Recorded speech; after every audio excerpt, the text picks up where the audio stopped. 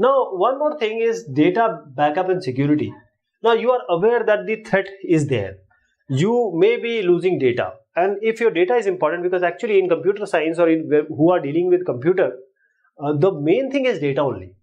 So if you unknowingly open, say, a virus attachment, it will destroy all the computer in your data. So the better is to protect, take a proactive action rather than a reactive action. So we need to back up the data. So the basic principle is, this is your system, you have a data, put it on the other system, simultaneously. So this another copy of data, keep it somewhere else.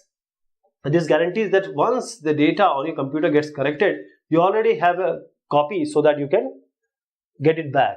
And this will guarantee that once the data your computer get corrupted due to any threat, you can always regain or reload the data again on your computer once it has been rectified.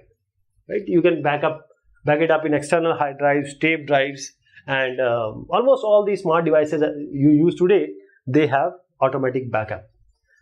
And security tools, we have some guiding principle for computer. If you want to use your computer securely, first of all, use the security software like the Norton antivirus, Symantec, etc. Never share password. Try to be aware of email attachment from any unknown sources. Do not randomly download material from any website which are not being checked for security. Never propagate any hoax or chain emails. Always try to log out from the computer when your work has been done. Never open or keep the remote access open after your work is done. Just restrict remote access, and always back up your important data and files. If you are able to encrypt the data, that will be very good. So there are several security tools which are available to help us protect against the threats which we just saw.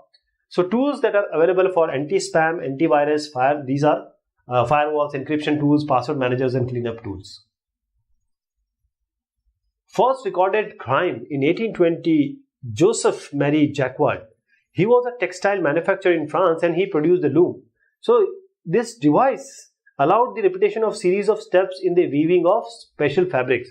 So actually he automated this thing which were doing manually, and this actually resulted in fear among the employees, because they are going to lose their livelihood and the employment.